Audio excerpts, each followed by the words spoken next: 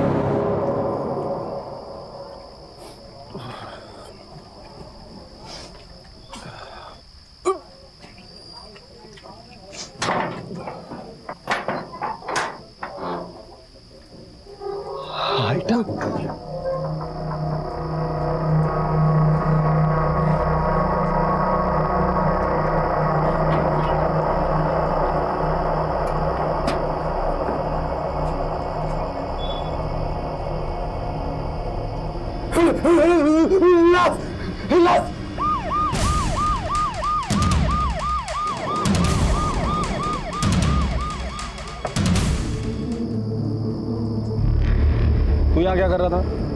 साहब मैं नागपुर से यवतमाल माल की डिलीवरी के लिए आया था। सोचा रात बहुत हो गई है, थोड़ा खा पी के आराम करता हूँ। जब टेम्पो में सोने के लिए आया साहब तो उधर लाश मिला मेरे को, तो मैंने आपको फ़ोन किया। कब की बात है ये? तकरीबन 2 घंटे हुआ होगा। 2 घंटे पहले मैंने पूरा टेम्पो का माल उठवाया।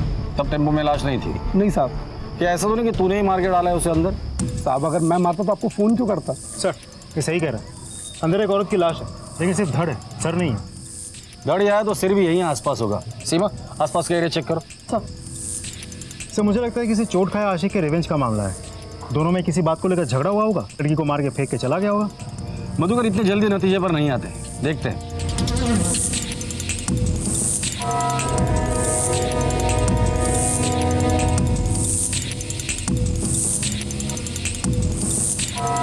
आसपास कुछ भी नहीं मिला।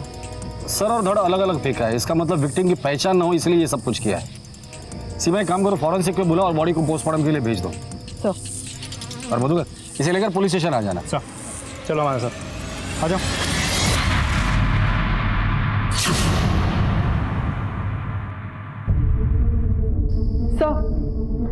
सर मैंने चेक किया, पिछले 15 दिनों में भी इस उम्र की औरत की कहीं कोई मिसिंग कंप्लेंट दर्ज नहीं हुई है। सर बहुत तोड़ा उस आदमी को, कुछ नहीं बोल रहा। मुझे तो लगता है वो सच बता रहा है। आखिर ये औरत है कौन? एक काम करो, फॉरेंसिक टीम को बोल देना अगर उस बॉडी पर कोई भी बर्थ मार्क मिलता है या कोई ऐसे निशान मिल सकते हैं जिससे हम उसे आइडेंटिफाई कर सकते हैं तो फौरन हमें इन्फॉर्म करें। सर मेघदूतवाड़ी पुलिस को टेम्पो में सरकटी एक लाश मिली।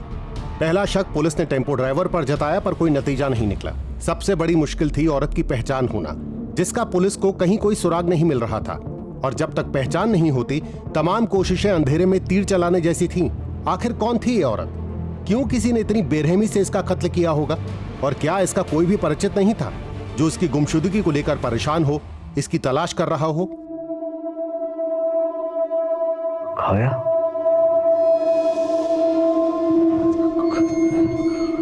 काव्या, आई, आई, आई. काय रे? काव्या तुमच्या रूम मध्ये आली का? नाही. काय झालं? काव्या रूम में नहीं है, मालूम नहीं कहाँ चली गई है। चल बघूया. काव्या एवढ्या रात्रीची कुठे गेली पोरगी?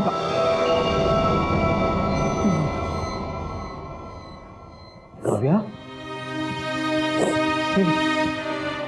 हे बोला, काय काय झालं? अरे क्या हुआ? ये तुम रो क्यों रही हो? हाँ क्या हुआ? किसी को बिना बताए यहाँ पे आके बैठकर? चलो अंदर चलो, चलो. नहीं जाऊंगी, मुझे मम्मी के पास जाना है। आप मम्मी को लेके आओ। देखो बेटा, तुम्हारी मम्मी आ जाएगी, आई प्रॉमिस। पापा खुद लेने जाएंगे, आई प्रॉमिस, प्रॉमिस। गुड का आता ना काकांबरोबर जाऊन जाऊ. हां बस जा बेटा, चला बेटा, उद्या नक्की, आई प्रॉमिस. Good night.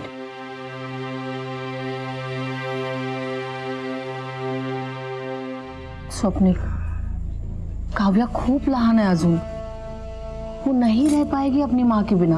हमें कल्पना को लाना ही पड़ेगा। रियली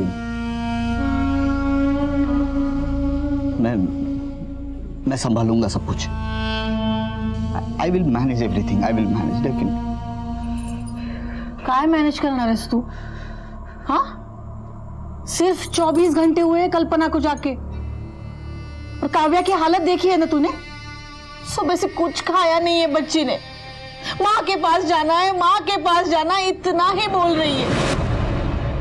काव्या को संभालने के लिए मुझे कल्पना की जरूरत नहीं। अगर तू काळजी करू नको हेमा, कुछ ही दिनों में से पता चल जाएगा। बच्ची संभालने के लिए उसको माँ की जरूरत होती। चल।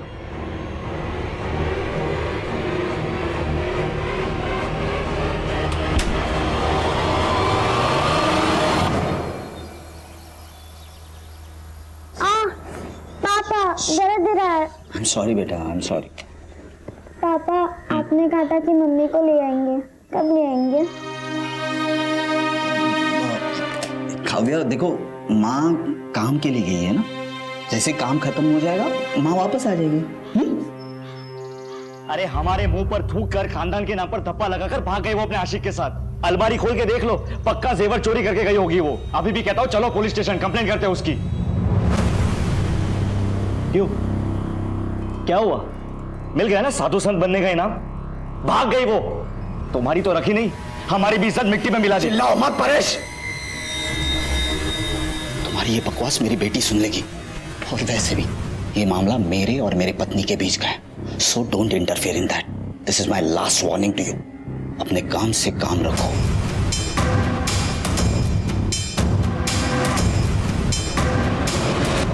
चलो बेटा, चलो, देरी हो जाएगी स्कूल के लिए। बाय आजी। बाय बाळा। ये होगा नामर्द, मैं नहीं। इस 2% की औरत की पुलिस कंप्लेंट तो मैं करके रहूंगा। अगर ये नहीं करेगा तो मैं करूंगा। डोका फिर लेगा तुझा?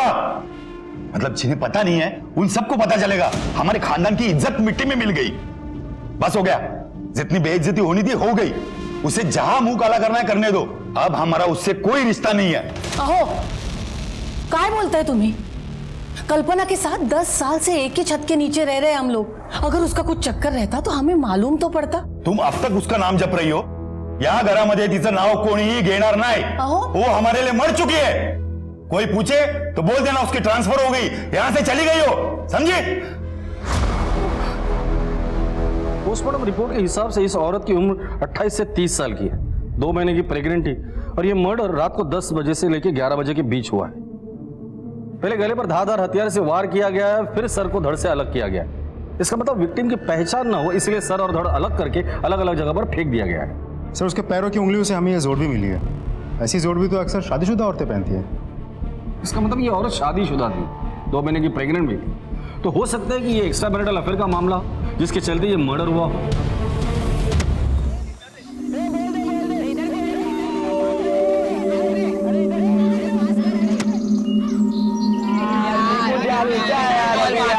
हमेशा यार जल्दी लेके आया निकुंज, जल्दी यार।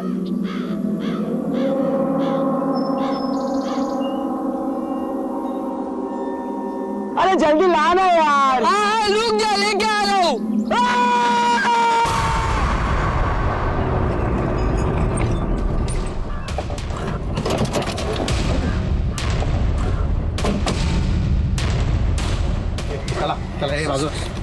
सर, शादीशुदा औरत है, मांग में सिंदूर है, और उम्र 28-30 से ज्यादा की नहीं होगी। ये खून सूखा हुआ है और चेहरा भी फूला हुआ है।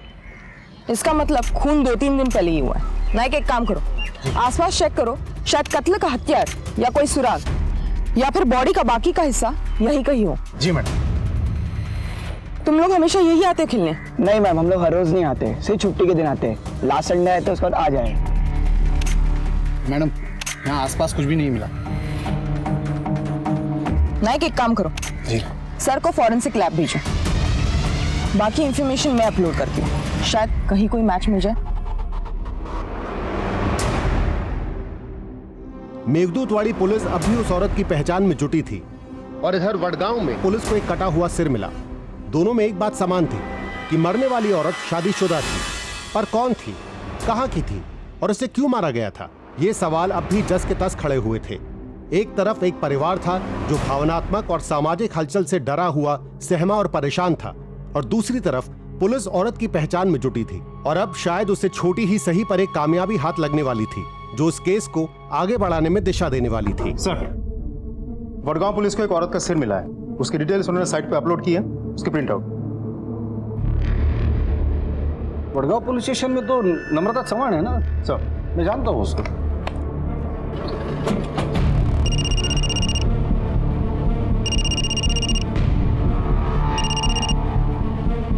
हॅलो, नम्रता, पीआय यशवंत गायकवाड बोलतोय। जय हिंद सर. जय हिंद, कशी आहेस? मी मस्त आहे गायकवाड सर. अच्छा, सुना है तुम्हारे एरिया में किसी औरत का सिर मिला है सर. और हमारे एरिया में एक औरत का धड़ मिला है। मैंने उसे यवतमाल फॉरेंसिक लैब में भेज दिया है। तुम भी उस सिर को वहीं भेज देना ताकि फॉरेंसिक रिपोर्ट में पता चल जाएगा वो सिर और धड़ एक ही औरत का है या नहीं। Right sir.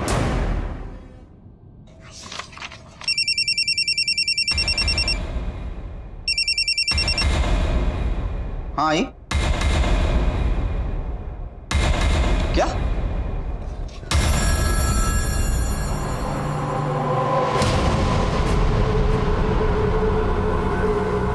सर शायद कधीच बंद झाले. सब बच्चे घर चले गए. काव्या मेरी बेटी अभी तक घर नहीं पहुंची है. मैं क्या कर सकता हूँ? मैं क्या कर सकता हूँ? You are responsible for them.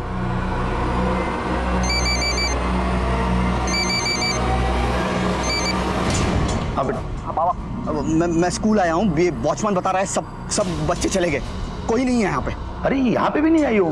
आप बस स्टैंड पे जाके देखो सब.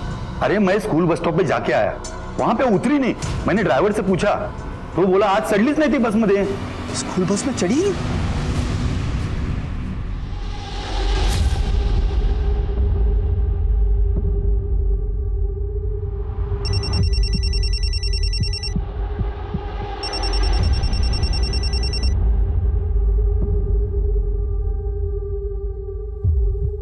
हाँ बोलो प्रतिभा.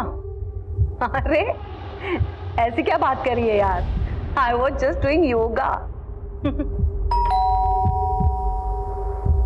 कोई तो आया है, सुन, मैं बाद में कॉल करती हूँ, ठीक है? अरे खोल रही हूँ दरवाजा.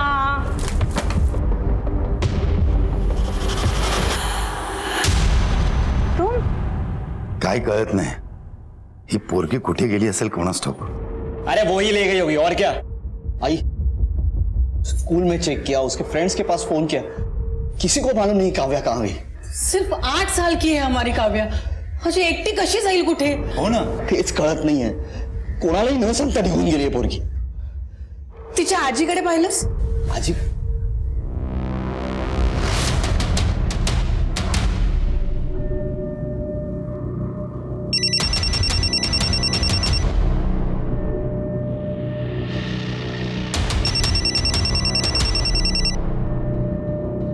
स्वप्निल, मैं तुम्हारे फोन का ही वेट कर रही थी. परेशान हो ना अपनी बेटी काव्या के लिए? वो मेरे पास है. वो स्कूल से सीधा मेरे पास आई थी. उसके नानी के पास है. थैंक गॉड, मैं तो डर गया था. स्वप्निल, डरी हुई तो मैं हूं अपनी बेटी कल्पना के लिए. तुम्हारी बेटी तो मेरे पास सुरक्षित है, लेकिन मेरी बेटी कहाँ है जिसका 2 दिन से कोई अता पता नहीं है? देखो, काव्या ने मुझे सब कुछ बता दिया है. स्वप्निल, सच सच बताओ, मेरी बेटी कल्पना कहाँ है? देखो वरना.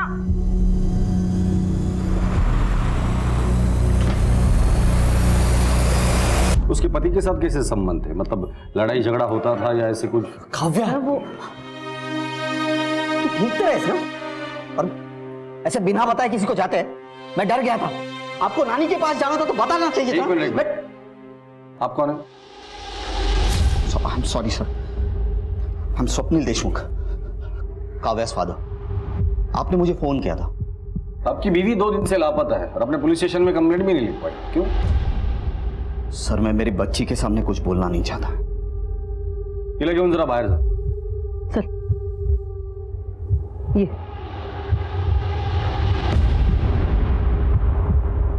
बैठिए.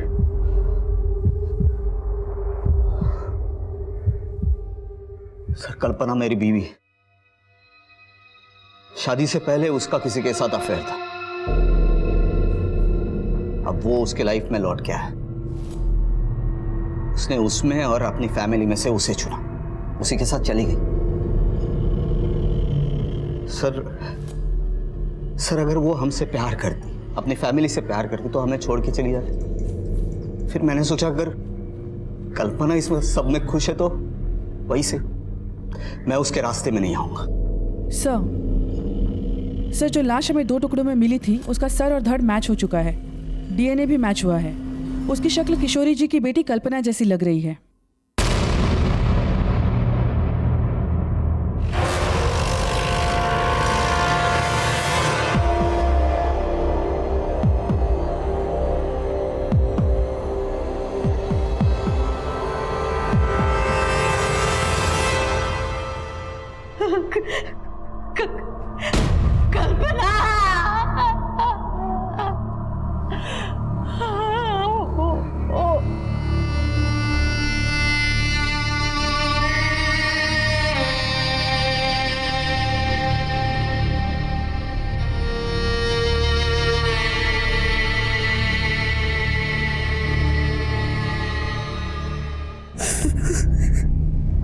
सर, उन दोनों में से किसी ने एक ने मेरी कल्पना को मारा है। हाँ सर, सुधांशु या अक्षय। कौन है ये दोनों? सुधांशु शादी से पहले कल्पना का प्यार, वो उसके लाइफ में लौट के आया था। उसके ही ऑफिस में बॉस बनकर उसके साथ जाना चाहती थी कल्पना। तो मेरे फैमिली परिवार की खुशी के लिए मैंने उसे जाने दी। गलती हो गई मुझसे। वो उससे प्यार करती थी और उस कमीने ने ये हर्ष किया उसका। लेकिन अगर वो उससे प्यार करता था तो कल्पना को मारेगा क्यों? सर मेरी कल्पना बोली थी, सब पर विश्वास करती थी। ये अक्षय इसी भोलेपन का फायदा उठाता था। मेरी कल्पना की तरफ गंदी नजरों से देखता था, मैंने देखा हुआ। तो तुम्हारा कहने का मतलब है कि कल्पना अपनी मर्जी से सुधांशु के साथ तुम्हारा घर छोड़कर गई थी? हाँ सर, इसलिए तो मैंने पुलिस कंप्लेंट नहीं की। सीमा, कल्पना के ऑफिस का एड्रेस ले लो, उसके मोबाइल के कॉल रिकॉर्ड्स निकालो और मोबाइल का आखिरी लोकेशन क्या था वो भी पता करो।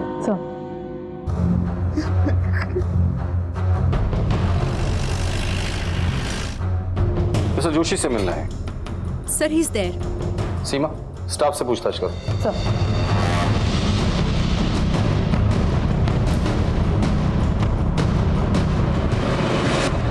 मिस्टर जोशी, आपसे कुछ बात करनी थी। एक्सक्यूज अस। आइए सर, बैठिए। कल्पना देशमुख को कितने अच्छे से जानते हो तुम? सर वो इसी ऑफिस में काम करती थी। बस, और कुछ नहीं? मिस्टर जोशी, जो कुछ भी है सच सच बताओ। अगर हमने हमारी तरीके से बुलवाया ना तो बहुत भारी पड़ेगा। सर हम एक दूसरे को पहले से भी जानते थे, हम शादी करने वाले थे, लेकिन एक दिन। शादी के बाद प्लीज। क्यों शर्मा रही हो? शादी भी जल्दी कर लेंगे। मतलब ये देख के तुम्हें सब समझ में आ जाएगा। क्या है ये? Look at it. देखो अपॉइंटमेंट लेटर।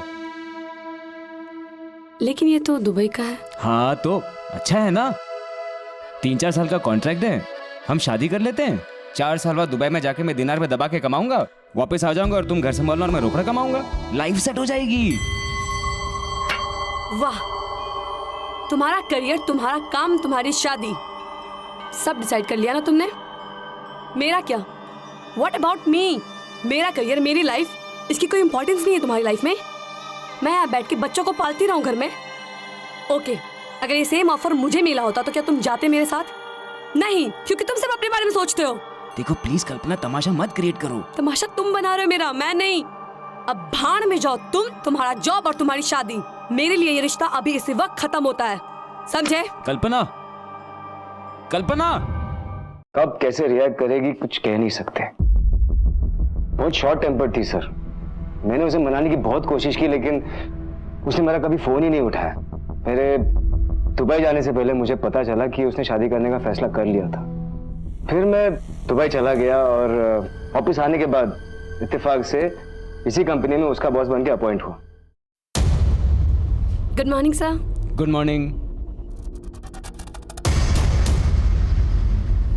सुधांशु, कल्पना तुम? मैं यही काम करती हूँ। मुझे समझ में नहीं आ रहा कि मैं कैसे रिएक्ट करूं।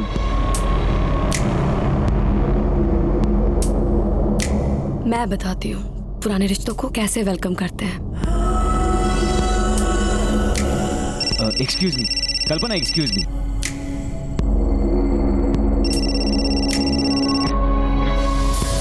अवॉइड करने की आदत डाल लो।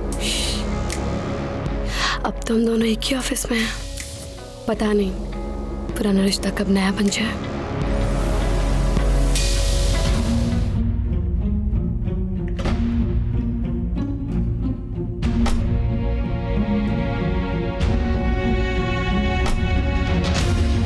सर वो ऐसे बिहेव कर रही थी जैसे कि हमारे बीच 10 साल का गैप हुआ ही नहीं। Baby, you feeling so cold. बताना चाहिए ना, डोंट बी सो फॉर्मल। कल्पना ये क्या कर रही हो तुम? होश में आओ। तुम किसी की बीवी हो, एक बच्चे की माँ, और मैं किसी का। तुम सिर्फ मेरे हो, किसी के नहीं। और मैं सिर्फ तुम्हारी। कल्पना ये गलत है। क्या गलत है? हाँ, और जिस गलती से खुशी मिले वो गलती कर लेनी चाहिए ना। 10 साल पहले जब मैं तुम्हें छोड़ के गई थी, उस गलती से क्या मिला मुझे? कुछ भी तो नहीं। लेकिन आज पास आने की गलती से अगर मुझे कुछ मिल रहा है तो क्या प्रॉब्लम है? मैंने उसकी कोई बात नहीं मानी, ना उससे कोई रिश्ता बनाया ना बढ़ाया। जिस दिन कल्पना का मर्डर हुआ था तुम कहाँ थे? उस दिन मेरी तबीयत खराब थी और मैं घर पे था। तुम्हारे अलावा और कोई है जो इस बात को कंफर्म करे कि तुम उस दिन घर पर ही थे? नहीं सर, उस दिन मैं घर पे अकेला था। क्यों? तुम्हारी बीवी कहाँ है? वो भी जॉब करती है, मुंबई में उसका पोस्टिंग है, वीकेंड्स में यहाँ आती है। ठीक है, फिलहाल तो हम जा रहे हैं, लेकिन जब तक इस केस की इन्वेस्टिगेशन चल रही है, शहर छोड़ने से पहले हमें इन्फॉर्म करके जाना। Okay sir.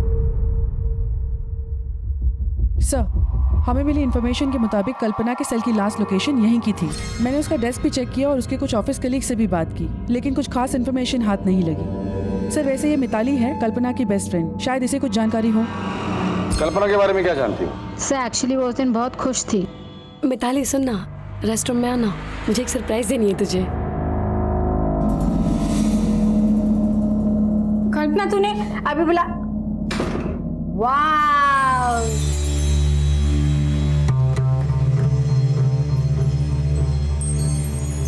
Somebody is looking sexy। किधर जा रही है इतना हॉट बन के? डेट पे। डेट पे जा रही है, पर किसके साथ? क्या सीक्रेट है? मैं बाद में बताती हूँ सब चीज तुझे। वाह मेरा सही है, एंजॉय करो।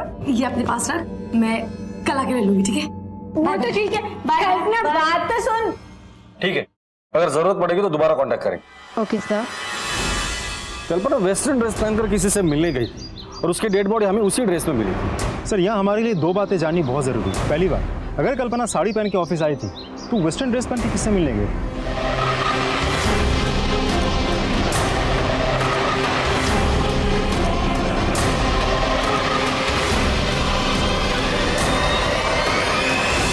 और दूसरी बात यह है कि उसके फ़ोन का लास्ट लोकेशन ऑफिस पे क्यों दिखा रहा? तो क्या फ़ोन ऑफिस में बंद करके छोड़ के गई थी? अगर गई थी तो क्यों? यही तो पता लगाना है। मुझे तो ये बहुत बड़ी साजिश लगती है। कुछ तो है जो हमसे छूट रहा है। कल्पना किस बॉयफ्रेंड से मिलने गई थी? चलो अक्षय से जाकर मिलते हैं, आज शाम की चाय उसी के घर पीते हैं। अक्षय मेरी बात तो सुन। मम्मी मुझे जाना है। अक्षय कैसी बात कर रहा है? लेकिन बता तो सही, कहाँ जा रहा है तू? मम्मी मुझसे यहाँ पर पढ़ाई नहीं हो रही है, मम्मी गाँव वाला चालू है। गाँव पे जाएगा? पागल हो गया है क्या? अब टेंशन मत लो। जाना है, छोड़। आप लोग यहाँ? अक्षय से कुछ बात करनी है। तू कल्पना के पास ट्यूशन के लिए जाता था ना?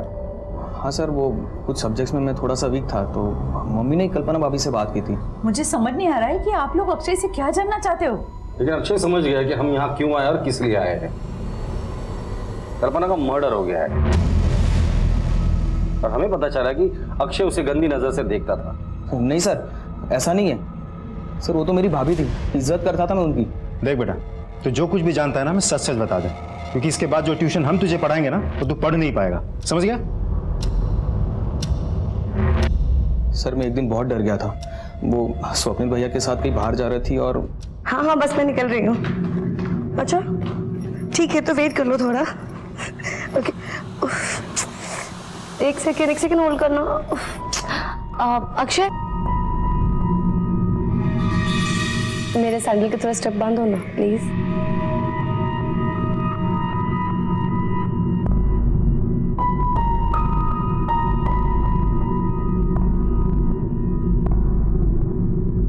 Just hold second. अच्छे स्टूडेंट हो, जल्दी सीख रहे हो। सर कल्पना भाभी मुझसे सर कुछ अलग ही बिहेव करती थी मेरे साथ। कल्पना मी कीर्तनाला जाते का काळजी घे घराची।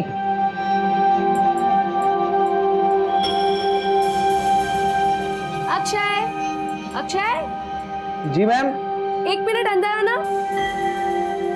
हाँ आया।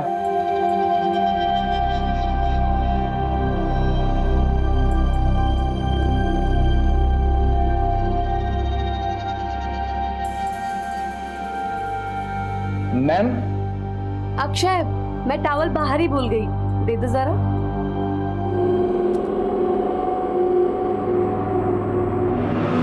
मैम ये टॉवल लीजिए। तुम्हें नहीं नहाना है क्या? चलो। मधुकर गाड़ी में बिठाओ इसे। चलो। अरे आप ऐसे कैसे ले जा सकते अक्षय को? वो अभी माइनर है, मुझे अपने लॉयर से बात करनी होगी। मैडम भगवान से दुआ कीजिए कि आपके इस माइनर बेटे ने कोई मेजर कांड न किया हो, वरना एक नहीं 10 बार इसे लेकर जाएंगे। सर अगर अक्षय सच बोल रहा है तो कल्पना का कैरेक्टर वाकई सही नहीं था, और हो सकता है इसी वजह से उसका खून हुआ हो। इसका उल्टा भी तो हो सकता है। एक काम करो, कल्पना का सोशल मीडिया अकाउंट और कॉल रिकॉर्ड चेक करो। अगर ये अक्षय सच बोल रहा है और कल्पना के वाकई में कहीं आशिक है तो हमें वहां मिलेंगे। सब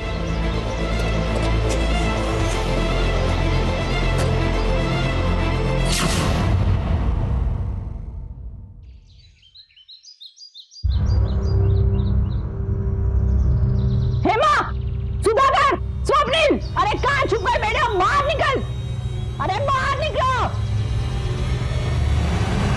काय झालं ओरडायला? हो शर्म नहीं आई मेरे बेटे को बदनाम करके? अरे तुम्हारी बहू आवारा और बच्चलन थी, उसमें मेरे बेटे का क्या कसूर? और एक बात कान खोलकर सुन लो, अगर दोबारा तूने इस बदनामी में मेरे बेटे को खींचने की कोशिश की तो पूरे शहर में तेरी बहू की पोल खोल के रख दूंगी। कल्पना के बारे में अभी तक जो कुछ भी हमें पता चला। मला तुम्हाला काहीतरी विचारायचं। आप मेरे बहू को एक बढ़िया बोला। सर आप मेरी बहू को न्याय दिलाने की कोशिश कर रहे या उसे बदनाम करने की? आप कहना क्या चाहती है? सर अक्षय और कल्पना के बॉस ने आपसे जो कुछ भी कहा उसकी सच्चाई जानने की आपने कोशिश ही नहीं की। वो साफ बच गए, उल्टा मेरी मरी हुई बहू बदनाम हो रही है। सर देखिए मैं आपकी तकलीफ समझ सकता हूँ, लेकिन हमारी किसी के साथ कोई पर्सनल दुश्मनी तो है नहीं। कल्पना का मर्डर हुआ है, हम भी उसके कातिल को ही ढूंढ रहे हैं। इसके लिए कल्पना के जीवन में जो कुछ भी चल रहा था वो जानना हमारे लिए बहुत जरूरी है। हम सिर्फ सच ढूंढ रहे हैं। हाँ तो सर सच यही है कि वो झूठ बोल रहा है। अभी तो यकीन के साथ कैसे कह सकती है? क्योंकि सर मैं सच जानती हूँ। हेलो सुधांशु, किस टाइप के घटिया इंसान हो तुम? हाँ तुमने मेरे फोन पे फोन किया, मैंने नहीं उठाया तो तुम लैंडलाइन पे फोन कर रहे हो? कितने बेशरम हो तुम। लिसन, मैं लास्ट टाइम वार्न करी तुम्हें, अगर तुमने मुझे दोबारा परेशान किया या फोन किया ना तो मैं तुम्हारे खिलाफ एक्शन लूंगी, समझे?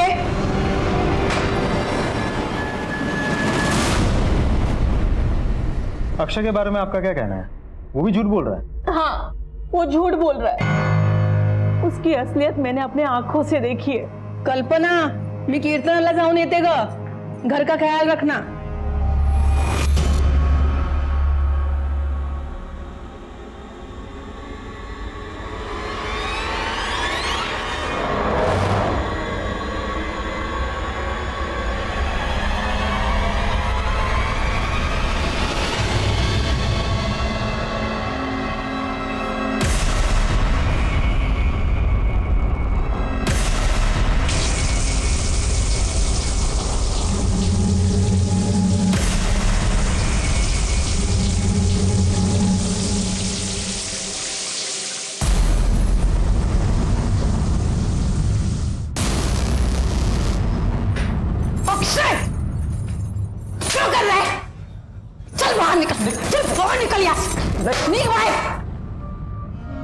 माझी तुम्हाला एक विनंती आहे, अगर आप मेरी बहू को न्याय नहीं दिलवा सकते ना,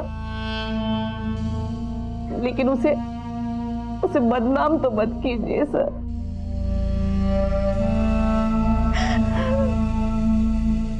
सीमा, अजीब असमंजस की स्थिति पैदा हो गई थी। कल्पना की सास हेमा बहू के चरित्र पर रत्ती भर भी शक नहीं कर रही थी। आखिर कल्पना के साथ हुआ क्या था? वो किससे मिलने गई थी जब उसका कत्ल हुआ? इन सारे सवालों के जवाब तलब करने थे। पुलिस के लिए एक बार फिर से शुरुआत करने की स्थिति पैदा हो गई थी। ये सुधांशु और अक्षय, इनसे दोबारा पूछताछ करनी होगी हमारी तरीके से। उठाकर लेकर आओ इन दोनों को। सर इतने साल बाद वो मेरे सामने आई तो मैं अपने आप को रोक नहीं पाया। कल्पना आओ, चलो तुम्हें घर छोड़ दूं। नहीं मैं चल। अरे चलो ना। मैंने कहा ना सुधांशु, मैं चली जाऊंगी।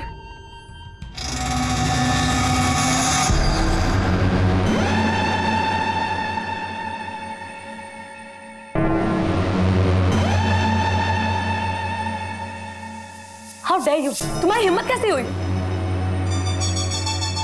मैं चाहता था कि वो वापस मेरे पास आ जाए। सच कह रहा हूं सर, मेरा उसके खून से कोई लेना देना नहीं है।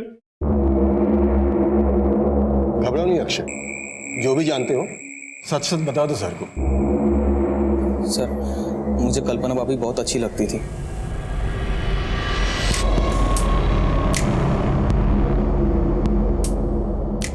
अब सर जब भी वो घर पे अकेली होती थी मैं उनकी फोटोज खींच लेता था, और जब मुझे पता चला कि वो मर गई सर, उस दिन मैं बहुत रोया था सर। और ये शहर में मेरा मन भी नहीं लग रहा था सर, जाना चाहता था मैं कहीं और, लेकिन सर तब तक आप मेरे घर पे आ गए थे सर। एक बात साफ है कि कल्पना का किसी के साथ कोई अफेयर नहीं था। कल्पना एक परफेक्ट औरत थी। अब सवाल ये है कि ऐसी परफेक्ट औरत को किसने मारा और क्यों मारा। एक काम करो, कल्पना के बारे में और इंफॉर्मेशन निकालो, पता करो उसका किसी के साथ कोई झगड़ा वगड़ा था या नहीं। सर,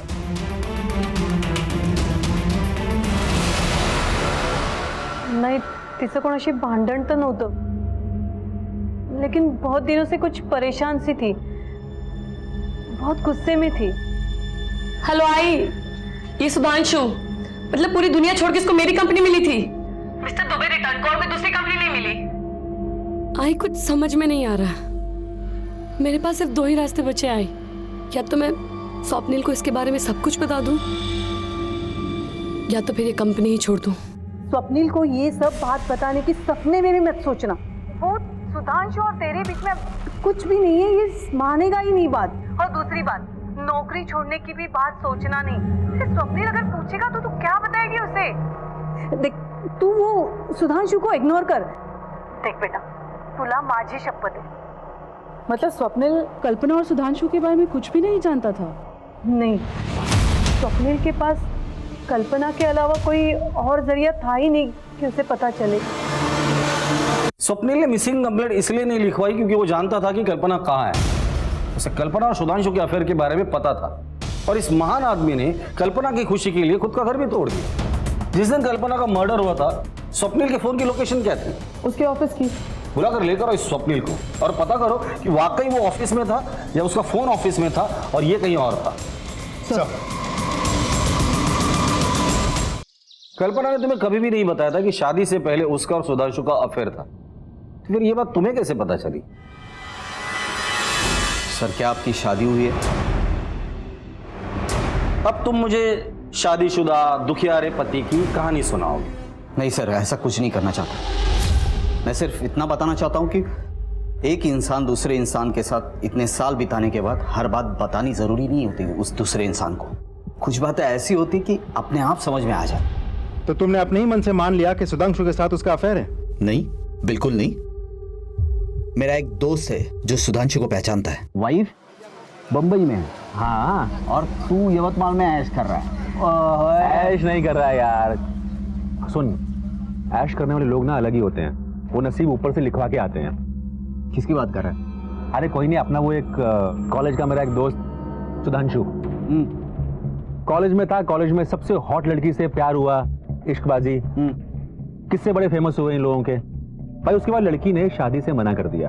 उसके बाद ये गया दुबई, 10 साल पैसे वैसे कमाया, दिनार में छापा, वापस आया इंडिया और यहाँ पे कॉलेज से भी हॉट लड़की से शादी कर ली। अच्छा? हाँ, नसीब इसे बोलते हैं, वापस आता है इंडिया, यवतमल में इस कंपनी में नौकरी करता है ना। कॉलेज की वो हॉट लड़की भी वहीं काम करती है। क्या नाम क्या बताया बंदे का? अरे सुधांशु जोशी। लड़की का नाम क्या? लड़की कल्पना। दोनों के किस्से फेमस थे पूरे कॉलेज में। तो ये सारी कहानी सुनने के बाद तुम्हें गुस्सा आ गया और गुस्से में आकर तुमने कल्पना को मार दिया? नहीं सर, बल्कि मैंने कल्पना को आजाद कर दिया सुधांशु के पास जाने के लिए। 10 साल बिताए मैंने और कल्पना ने, उसकी यादें ही मेरे लिए काफी है। सर मैं अपनी बीवी को क्यों मारूंगा? हाई मैं पुलिस स्टेशन। हाँ ठीक है, मैं तो ये तो सर, काव्या आई बाबा को बहुत परेशान करेगी, क्या मैं जा सकता हूं?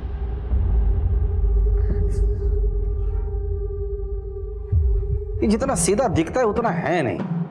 अगर ये अपनी बीवी से इतना प्यार करता है तो किसी और के कहने पर उससे पूछे बगैर वो मान जाता है। कुछ तो है जो ये हमसे छिपा रहा है। 24 घंटे नजर रखना इस पर। सर पुलिस के शक की सुई अब स्वप्निल देशमुख पर आकर अटक गई थी, पर मुश्किल ये थी कि उसके खिलाफ कोई सुराग नहीं था। जब कल्पना का खून हुआ तो मोबाइल लोकेशन के मुताबिक स्वप्निल ऑफिस में था और कल्पना कहां और क्यों गई थी इसका कोई खुलासा नहीं हुआ था, क्योंकि उसका फोन ऑफिस में स्विच ऑफ हुआ था और उसके बाद से फोन गायब था। पुलिस ने कल्पना का फोन तब से ही सर्विलेंस पर डाला हुआ था, पर कोई सफलता हाथ नहीं लगी थी। पर आखिरकार पुलिस की सूझबूझ काम आई और अब शायद इस केस को दिशा ही नहीं बल्कि मंजिल भी मिलने वाली थी। सर, कल्पना का सेल सर्वेलेंस पे डाला था, आज सुबह ही ऑन हुआ। इसके पास मिला तो इसे फौरन ले आए। पहले ये बता, ये फोन तेरे पास आया कहाँ से? ये फोन मुझे कांचा ने बेचा था। कांचा कौन है? कांचा उधर आरडी बंगलो का केयरटेकर है साहब, मेरी दुकान पे आता जाता रहता है। आज मुझे उसने मोबाइल बेचा 5000 रुपये में। उसने तुझे बताया था ये फोन उसको कहाँ से मिला? नहीं साहब। ठीक है,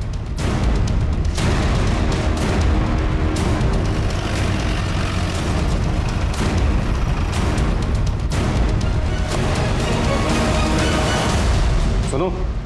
जी साहब जी, क्या हुआ? ये मोबाइल तुमने बेचा था गिरीश को?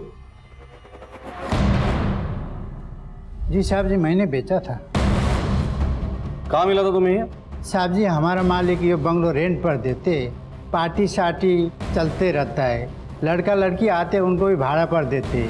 एक साहब जी मेम साहब जी आए थे, वो लोग जाने के बाद मैं साफ़ सफाई कर रहा था तो सोफ़ा को नीचे मोबाइल मिला। मैं सोचा जिसको है उसको लौटा दूँ, ऑन करना कोशिश की, ऑन हुआ ही नहीं। फिर मैं गिरीश के पास चले गया और गिरीश बोले कि 5000 मिलेगा। मैं थोड़ा लालच में आ गया था साहब। यही औरत थी? जी यही मैम साहब। ये आया था?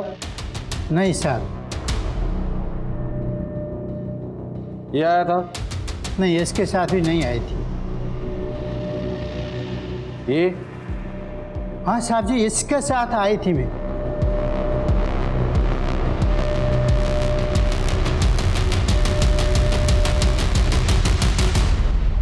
सर मारो मत सर, मारो मत, बताता हूँ सब कुछ बताता हूँ। अभी तक बहुत कहानियां सुनाई तूने, लेकिन अब कोई भी कहानी नहीं सुनूंगा। अब सिर्फ सच सुनना है मुझे। चल शुरू हो जा। बताता हूँ, सब कुछ बताता हूँ। उमेश मेरा पुराना दोस्त, उस दिन हम मिले, पी रहे थे, तब बातों ही बातों में पता चला कि कल्पना का कॉलेज के टाइम से अफेयर था। ये बात मेरे मन में घर कर गई। जब मैंने पता लगाया तब तो मुझे पता चला काफी सालों से उनका अफेयर था। फिर वो चला गया और कल्पना ने मुझसे शादी कर ली। वो फिर से उसके लाइफ में आया और कल्पना ने मुझे बताया तक नहीं, और मैं उस पर नजर रखने लगा। मेरा शक और गहरा होता गया जब मुझे कल्पना ने बताया। तुम्हें एक खुशखबरी देनी है। खुशखबरी? क्या? तुम फिर से पापा बनने वाले हो। I am so happy. तुम माँ बनने वाली हो? हाँ। कल्पना, ये कैसे हो सकता है? हम प्रोटेक्शन यूज करते हैं, तुम्हें मालूम है ना? हो जाता है ना कभी कभी। तुम इतना क्यों रिएक्ट कर रहे हो? मैं रिएक्ट कर रहा हूं? देखो मेरी बात सुनो। ये हम दोनों का नहीं, ये तुम्हारा डिसीजन था कि तुम्हें एक ही बच्चा चाहिए। सो इस बच्चे को तुम अबॉर्ट कर दो। हमें नहीं चाहिए ये बच्चा। क्या अबॉर्ट? तुम पागल हो गए हो? मुझे ये बच्चा चाहिए और मैं अबॉर्ट नहीं कर रही हूँ। मुझे ये बच्चा नहीं चाहिए। तुम्हें हो क्या गया है? तुम क्यों पागल जैसी बात? I am very clear, I don't want this. लेकिन मुझे ये बच्चा चाहिए। मुझे नहीं चाहिए। उस बच्चे को, नाजायज बच्चे को वो उल्टा मेरा नाम देना चाहती थी, तभी मैंने डिसीजन लिया। और बर्दाश्त नहीं करूंगा, सब खत्म कर दूंगा मैं।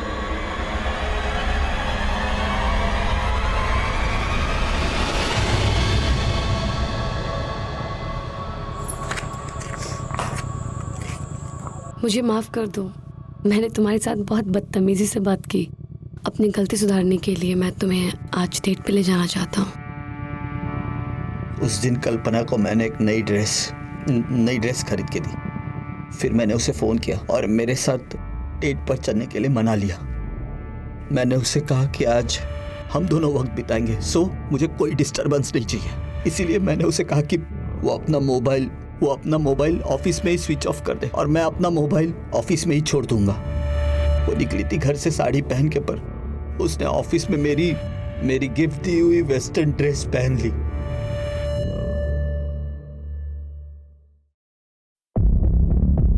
उसे एक बार मैं सरप्राइज देना चाहता था सर, लास्ट सरप्राइज, और हमेशा के लिए खुद को और कल्पना को इस घुटन से आजाद कर देना चाहता था।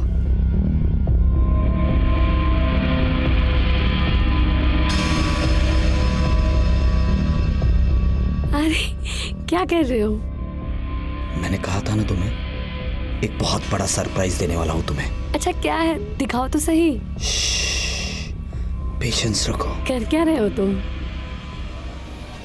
अरे मैंने कहा था ना, एक बड़ा सरप्राइज। स्वप्नी, तुमने मुझसे एक सवाल पूछा था, मेरी शादी हुई है कि नहीं? हाँ, हुई है मेरी शादी। एक पुलिस के नाते नहीं, पर एक पति और इंसान के नाते तुम्हें बताता हूं। पति पत्नी का रिश्ता एक विश्वास का रिश्ता होता है, भरोसे का रिश्ता होता है। तुम चाहते तो इस विश्वास के रिश्ते को आगे बढ़ा सकते थे, और शक इतना ही गहरा था तो बच्चे का डीएनए टेस्ट करवा सकते थे। लेकिन नहीं, तुमने जुर्म का रास्ता अपनाया। जो जुर्म तुमने किया है उसकी सजा तो तुम्हें कानून देगा ही, लेकिन एक सजा मैं तुम्हें अभी सुना रहा हूं। तुम्हारी बीवी का किसी के साथ कोई अफेयर नहीं था। उसके पेट में जो बच्चा था वो नाजायज नहीं, बल्कि वो तुम्हारा बच्चा था। अब जिंदगी भर इसी पश्चाताप के आग में जलते रहना कि तुमने सिर्फ अपनी बीवी का ही नहीं, बल्कि होने वाले बच्चे को भी मार डाला है।